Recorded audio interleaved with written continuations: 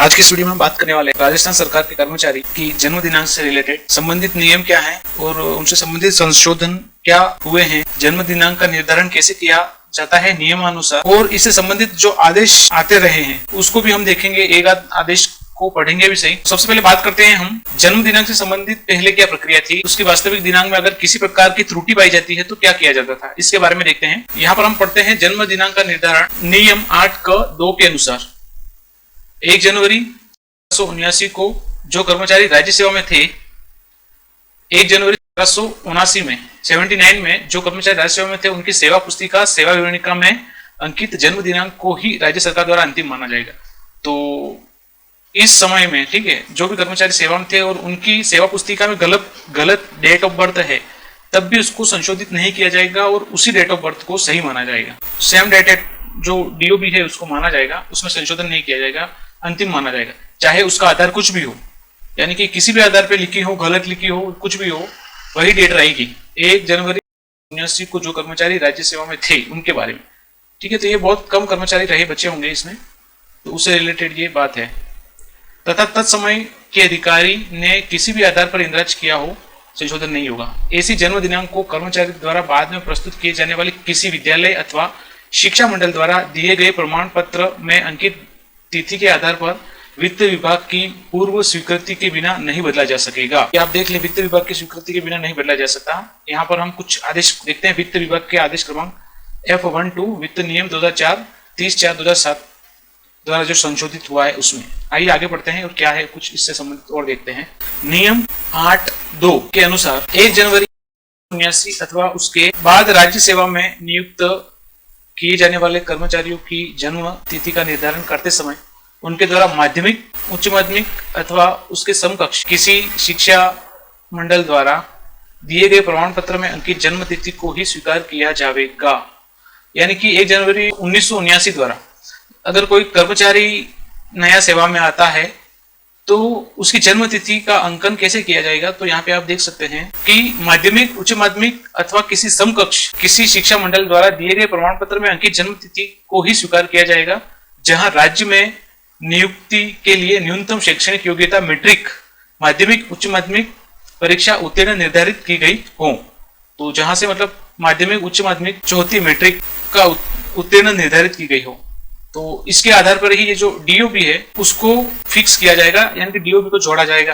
तो ये उसके साक्ष्य होंगे संबंधित। आगे देखते हैं नियम 8(2)(ख)। अब ये फर्स्ट था, ये सेकंड है। 8(2)(ख) में क्या दे रखा है? 8(2)(ख) के अनुसार माध्यमिक, उच्च माध्यमिक शिक्षा मंडल द्वारा दिए गए प्रमाण पत्र में अंकित जन्म तिथि का उल्लेख नियुक्ति प्राधिकारी द्वारा जारी किए जाने वाले किसी कर्मचारी की नियुक्ति आदेश के समक्ष रूप से किया जाएगा। नियुक्ति आदेशों में स्पष्ट रूप से किया जाएगा। सॉरी, अब देखो, जब भी नियुक्ति होगी तो वहां डॉक्यूमेंट की जांच होगी, तो 10वीं या मैट्रिक, ठीक है, उसके हिसाब से 10वीं की जो मार्कशीट है उसके आधार पर डेट ऑफ बर्थ डाली जाएगी, और जो डेट ऑफ बर्थ जो इसका जो कर्मचारी का नियुक्ति ऑर्डर होगा उसमें उस डेट ऑफ बर्थ को निश्चित रूप से, ठीक है, स्पष्ट रूप से अंकित किया हुआ होना चाहिए। तो यहाँ पर ये दे रखा है। आगे देख, वित्त विभाग के आदेश क्रमांक 30 के अनुसार 2015 दिनांक 28 सितंबर 2017 द्वारा नियम 8(2)(ख)(3) में संशोधित करते हुए 8(2)(ख)(3), ठीक है, संशोधित करते हुए क्या प्रावधान किया गया कि जहां राज्य सेवा में किसी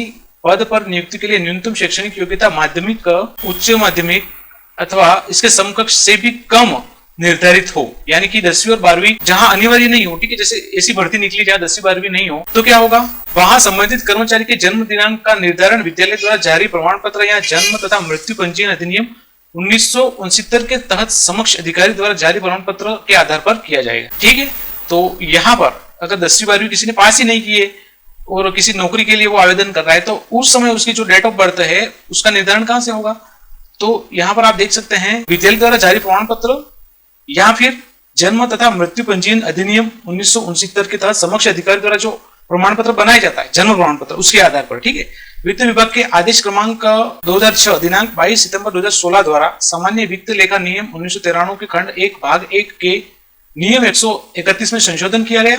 और संशोधन में क्या हुआ? इसके अनुसार किसी सेवा या पद पर नवनियुक्त कर्मचारी, राज्य कर्मचारी का यह दायित्व है कि वह अपनी नियुक्ति के समय अपनी जन्म तारीख क्रिश्चियन, ठीक है, क्रिश्चियन समय द्वारा माध्यमिक, उच्च माध्यमिक अथवा उसके समकक्ष किसी शिक्षा मंडल द्वारा दिए गए प्रमाण पत्र, जन्म तथा मृत्यु पंजीयन 1969 के तहत अधिकारी द्वारा जारी प्रमाण पत्र पर प्रलेखीय साक्ष्य प्रमाण के साथ घोषित करे। तो ये जो साक्ष्य प्रमाण है लिखित में, ठीक है, इसके साथ घोषित करना अनिवार्य है।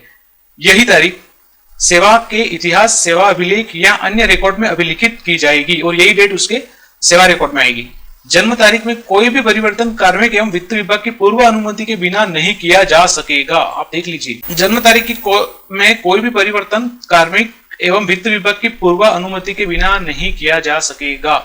तो यहाँ पर वित्त विभाग की और कार्मिक विभाग की अनुमति लेना बहुत ही आवश्यक है संशोधन के लिए। आगे देखते हैं, लिपि की त्रुटि की दशा में सुधार किया जा सकता है, लेकिन अगर किसी की लिपिकीय त्रुटि है, आप नोट करें लिपिकीय त्रुटि क्या होती है। लिपिकीय त्रुटि देखते हैं, किसी के स्पेलिंग में कोई गड़बड़ हो गई वहां पर, ठीक है, लिपिकीय त्रुटि की दशा में सुधार किया जा सकता है, जैसे कि बाबू के द्वारा मतलब लिखने में गलती हुई है, ठीक है, तो उसके हिसाब से कौन करेगा, विभागाध्यक्षों को इस बाबत प्राधिकृत किया गया है। कौन करेगा, विभागाध्यक्ष। अगर लिपिकीय त्रुटि हुई है तो विभागाध्यक्ष को प्राधिकृत किया गया है कि वे अपने नियंत्रण में आने वाले अराजपत्रित सरकारी कर्मचारियों के संबंध में केवल लिपि की त्रुटि के मामले में जन्म तारीख में परिवर्तन कर सकते हैं। राज्य सरकार ने सामान्य वित्तीय लेखा नियम 1993 के नियम 132 को समाप्त कर दिया है, ठीक है, तो ये 132 को समाप्त कर दिया है, जिसमें पहले संशोधन की कोई सुविधा होगी लेकिन उसको अब समाप्त कर दिया। आगे देखते हैं, नियम 8(2) ग के अनुसार वर्ग चार्ट कर्मचारी जिसे आगे चलकर नियमित पद पर नियुक्त किया जावे कि वही जन्म तिथि रहेगी जो वर्ग चार्ज पद पर कार्य करते समय तैयार की गई है।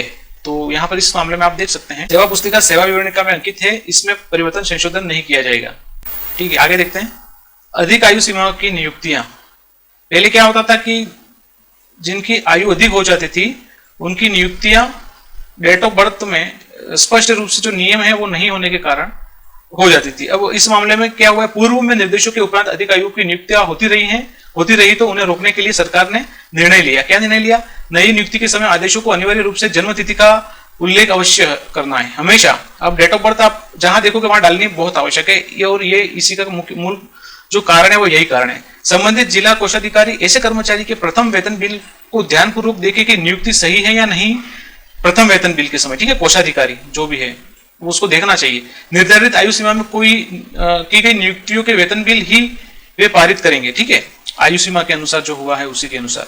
विभागाधीश द्वारा अतिरिक्त जांच लेखाधिकारियों को निर्देश दिया जाए कि वे अपने निरीक्षण के समय ऐसे मामलों की जांच करते तथा अनियमितता को वित्त विभाग के ध्यान में लेकर के आए। चलो मैं आपको इससे संबंधित एक और ऑर्डर जो मेरे पास पड़ा हुआ है उसको दिखा देता हूं, जो कि है ऑर्डर ये रहा, ठीक है, ये पेज नंबर 3 पे। तो ऑर्डर किसका मैं बता देता हूं आपको। सबसे पहले तो आप देख सकते हैं 1/6/2015 का है, निदेशालय चिकित्सा परिवार कल्याण सेवा राजस्थान सरकार जयपुर, और पेज नंबर 3 पे डेट ऑफ बर्थ से रिलेटेड कुछ दे रखा है, आप देख सकते हैं यहाँ पर, ठीक है। तो आप देख सकते हैं बिंदु संख्या 4, इसमें बिल्कुल वही लिखा हुआ है कि जो 1979 में जो व्यक्ति था तो उसके रिकॉर्ड में कोई संशोधन नहीं होगा, जो सेवा पुस्तिका में निर्धारित है मतलब पहले से लिखा हुआ है वही रहेगा, किसी प्रकार का संशोधन नहीं होगा, सीधी बात है।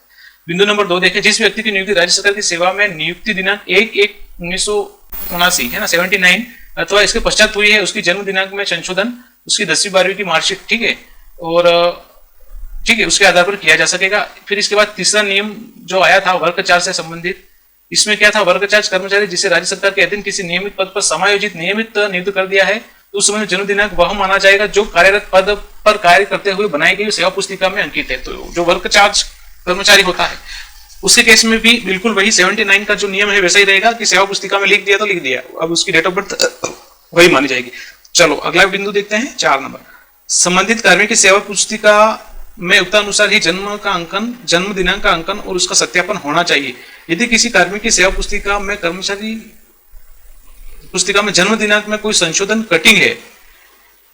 है या फिर कटिंग की हुई है, कटिंग है या किया है तो उसका कोई उचित आधार है तो जैसे ही यह जानकारी प्राप्त हो तत्काल सक्षम प्राधिकारी से अनुमति स्वीकृति प्राप्त करके उसकी प्रविष्टि सेवा पुस्तिका सेवा विवरणिका में कर देनी चाहिए एवं समक्ष स्वीकृति के प्रति सेवा पुस्तिका विवरणिका में चस्पा कर देनी चाहिए ताकि निर्धारित समयावधि में पेंशन प्रकरण का निस्तारण हो सके, क्योंकि पेंशन विभाग द्वारा ऐसे मामले में आक्षेप लगाए जाते हैं। तो कोई कर्मचारी रिटायर्ड हो रहा है तो रिटायर्ड होने से पहले अगर उसकी डेट ऑफ बर्थ में किसी प्रकार की कोई मिस्टेक है तो उससे रिलेटेड आपको इन्फॉर्मेशन निकालनी चाहिए, और कोई स्वीकृति आपके पास पड़ी हुई तो स्वीकृति को सेवा पुस्तिका में चस्पा कर देना चाहिए, जिससे कि प्रकरण है वो लेट नहीं हो। यहाँ कुल मिलाकर बात ही है। इसलिए संबंधित कार्यालय अध्यक्ष नियंत्रण अधिकारी जन्म दिनांक में कोई काटछाट है तो उसे प्रशासनिक विभाग के माध्यम से वित्त विभाग से शीघ्र स्वीकृति प्राप्त करेंगे और निर्धारित समय पेंशन प्रकरण का निस्तारण कराएंगे। ठीक है, आगे देखते हैं।